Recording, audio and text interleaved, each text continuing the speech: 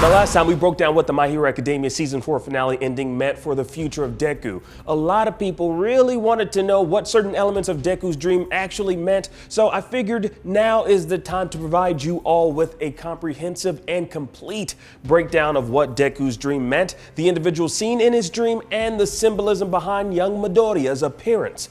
And just so y'all don't try to call me out for spoilers, there may be spoilers ahead, so proceed with caution. You've been warned. Let's go.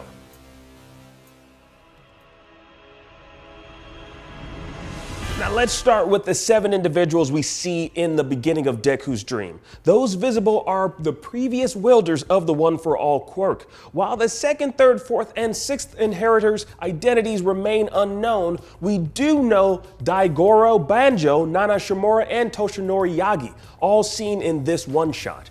Now a lot of people have exclaimed, "Where's All Might? He's there, he's the yellow aura." Come on now, guys. Outside of doing simple math to figure that one out, we can take a look at the manga pages in chapter 194, which gives us a better angle to clearly see each of the previous wielders of One For All. And they're all there. Deku also confirms that the yellow aura is in fact All Might in chapter 194. Now, as you can see, those that are clearly visible beings are in fact deceased, and their spirits now live on within the One For All Quirk. And we know this is the case with those that previously wielded One For All based on what Nana Shimura said in chapter 194. So when they die, they live on within the quirk. All Might isn't dead yet anyways, so what we see pictured is just his aura, the remnants of his influence on the One For All Quirk. Now, definitely interested in finding out who these 2 previous heroes are and what their influence on the One For All Quirk was or potentially might be for Deku. Now, we'll talk about the 2 shadowy figures we can't see a bit later, but let's talk about what we do know. 君が9人目だね。 Manga readers already know that Deku will discover 2 new quirk abilities, one from Nana Shimura and the other from Banjo. Now, based on that particular fact, it's also likely that Deku will discover the quirks of these 2 nameless fellas further in the manga series and eventually in the anime series. Now, in our previous coverage, we went over in detail and described both All For One and his brother, the first possessor of the One For All Quirk. So definitely don't want to dive too deep and explain their presence, but what I will say is that the reason they're both there is because the One For All Quirk ultimately stems from their interaction. All For One forced a quirk onto his younger brother, giving birth to the One For All Quirk, thus cementing the villainous All For One in the lineage of the powerful quirk and connecting him to all those who came after his brother in possession of One For All. Now, why was Deku's body covered in that billowy black smoke? Well, taking a look at chapter 193 of the manga, Deku notes how he only has his right hand,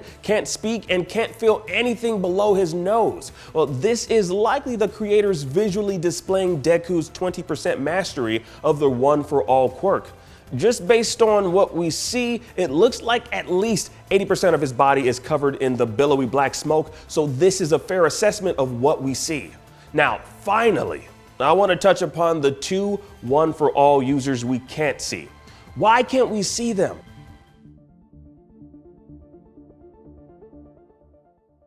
Our boy Deku, I'm sure you noticed, isn't all there as well. He's cloaked in darkness. Only roughly 20% of his body is visible. Perhaps we can't see these individuals because they're future wielders of the One For All Quirk, thus they're currently at 0% mastery. So they exist within the shadowy void, which represents the amount of the One For All Quirk you have currently accessed if you're alive. Now, we know that all the wielders of the One For All Quirk, past and present, exist within the singularity created by the One For All Quirk.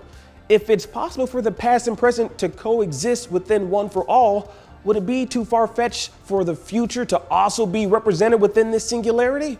People on the internet have theorized that these 2 shadows are in fact Bakugo and Kirishima.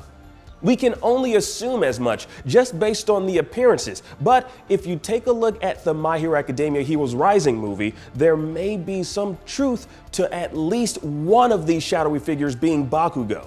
The creator once said in an interview, quote, "The movie is going to feature one element that I wanted to use in the final battle of the manga." He then goes on to say, quote, "The first movie showcased All Might and Deku fighting side by side as master and pupil, and now this movie somehow has to top that battle." And how did they top it? By having Deku transfer the power of One For All to Bakugo. Now, this wasn't a permanent transfer of the quirk, and Bakugo had no recollection of ever possessing One For All. But this may have been the element the creator had initially envisioned for the finale of My Hero Academia, having Deku pass along his quirk to his longtime rival, the Vegeta to his Goku, Bakugo. Now, we can only speculate who the shadowy figures are at this time, but given every single past user is visible and present, it makes sense for Deku to not be able to see who will be the successors of the One For All quirk. He doesn't have future vision after all, although we need to take into account what All For One's younger brother said to Deku, and that's, "So you are the ninth," meaning Deku is in fact the ninth possessor of the One For All quirk.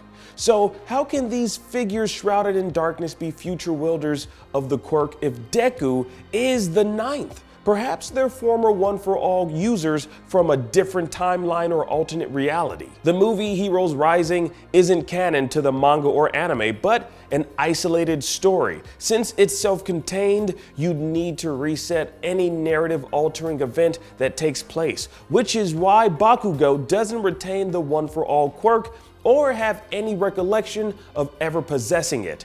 So that shadow we see could in fact be the empty vessel of a former user of the One For All quirk from a different timeline, the self-contained story within the Heroes Rising film.